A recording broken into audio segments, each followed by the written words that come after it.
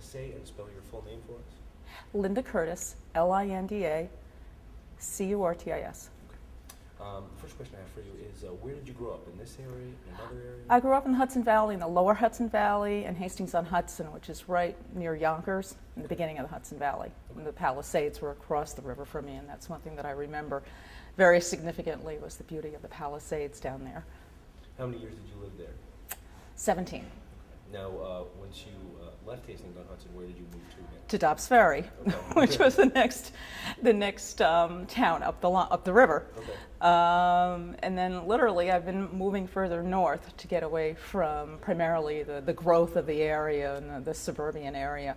And I finally ended up in Rhinebeck 3 years ago, which is nice and countrified still. Yes. Now, what other towns in the middle there have you lived in?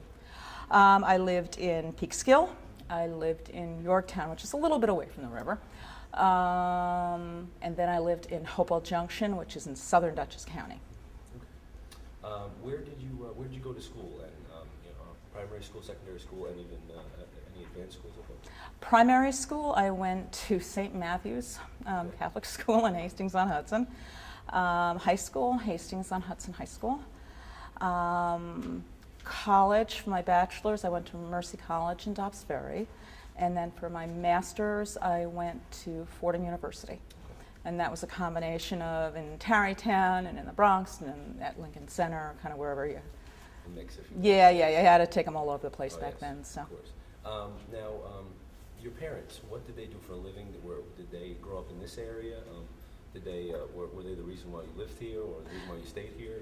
Well, obviously, I was born in Peekskill originally, moved down to Hastings, and that's, I don't remember, but I was about a year old, I guess. My dad grew up in Peekskill. My mom grew up in the Bronx, and they met actually, I think, at Grand Central Railroad, way before Metro North existed or anything. And they decided to settle in Hastings because my grandfather had a multifamily building. Mm-hmm. Now, what did your parents do for a living? My father was a state trooper, New York State trooper, and my mother was a store owner. She ran a small store in Hastings called Portico Apparel. Now, your father was a trooper in this area, Troop K, or what? He was actually a state trooper at Troop K when it was in Hawthorne, before it moved up to Millbrook. Yes. Right. I always get middle. It's funny because I remember he had gone through a decision-making process of moving up to Millbrook when the troop moved up there, and he decided against it. And it's funny that I ended up being in Dutchess County and loving Dutchess County much more than any other part of the state that I've lived in. And he, sorry, it's an area for splicing here. At that point in time, then he started to work, because the troop had moved from Hawthorne, he started to work at the World Trade Center on a detail down there. Now, what was your first job, either in Hastings or anywhere? The first job I ever had was at the Andrews Home in Hastings when I was 14 as a waitress.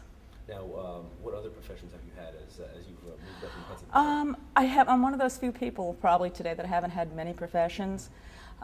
First, I went into college with the bizarre concept of being a marine biologist.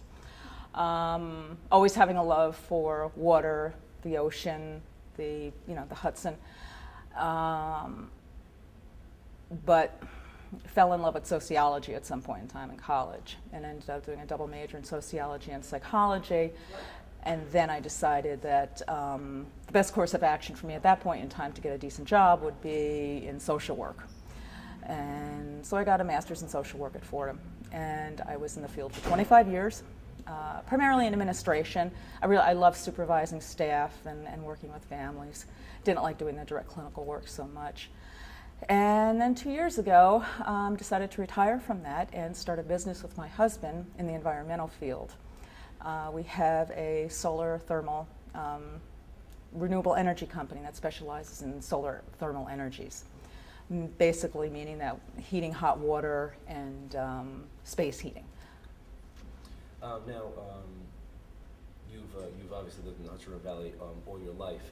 Has there been one specific area in the Hudson River Valley that affected you the most, or is it currently where you're living?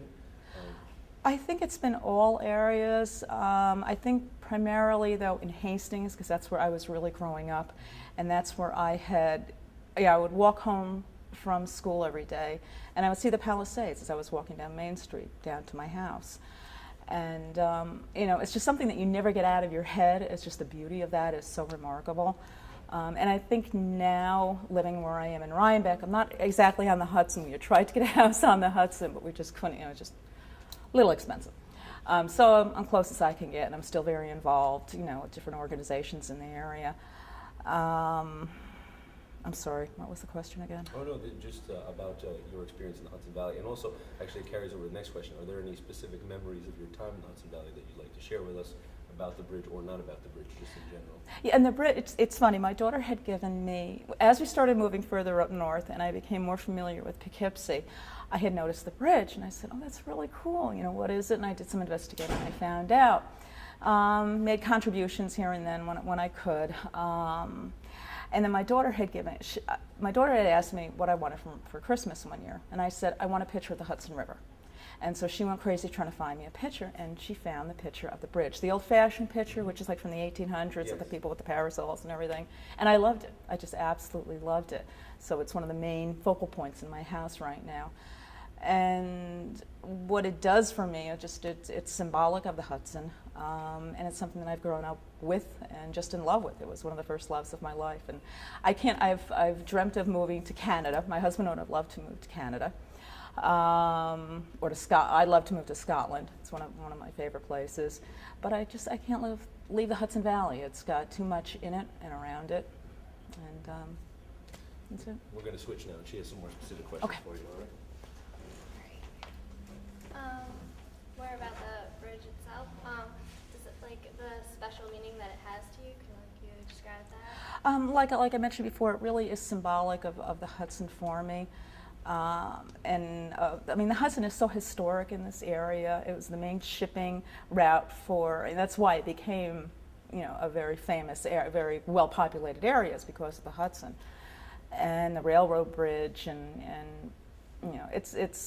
it's good and it's bad, and it's symbolizing the Hudson, because on one part it shows how we've kind of let it go to pot, the Hudson River towns and everything, Yonkers, Peekskill. You go along the Hudson and you see a lot of rotting old hulks and buildings and things. And in many ways, the railroad bridge is very similar to that. But in other ways, there's the revival feeling now amongst people to try to bring the Hudson back to what it was, to bring it back to, it's clean now where it hadn't been clean before. And I think this is another step along the way for it. Do you know much about the plans that the Walkway over the Hudson have, or what's your view on how the? I have some understanding of it. It's not been something that I follow. I follow it, in the activist newsletters and things like that. And Scenic Hudson, and I definitely follow it, but I'm not I can't give you detailed information on it. Is there anything you'd like to see for the bridge in the future? I like to see it saved. I think it's a significant part of the history of New York State, especially with the railroad bridges going across from the east to the west side to the Catskills. And the Catskills is a whole another lost legacy, the old hotels and everything. And the railroad bridges were a big part of that. Do you think with making it a walkway, do you think it'll attract more people to the Hudson Valley and help? Oh, sure. It's going to be very good for visiting, and for, I would imagine there'll allow bikers on it and things, and kids can go hiking in school groups, and those windows are great. I mean, the kids are going to love the idea of the windows in the floor. It probably will freak out a lot of people my age, but little kids are going to love it. Are there any other memories at all about the bridge, or about just your experiences here with the bridge you'd like to share with us? Not that I can think of really offhand.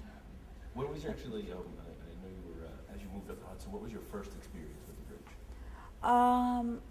I think probably one of the first times I drove up to Poughkeepsie on Route 9, on the highway section of it, and just seeing how formidable it is. And then there's the other bridge, which seems so much, it's a bigger bridge, and but it's not nearly as impressive as the railroad bridge. It's just very old, and it's still standing. And we can keep it standing if we don't let it, you know, rust to death. The other question we have is this is well, it's somewhat arbitrary, and this might be something you'd like to answer. If not, please. But they're planning on making the bridge at New York State Park once it's completed. Mm-hmm. Do you have maybe a suggestion for a possible name for the park? Anyone in the area who you feel should be given the honor of having the park named after them? Yeah, Pete Seeger. The Pete Seeger Bridge. Is there anything else that you'd like to share? That's it. All right. Perfect. Thank you very much. Thank you so much. Okay, thank you.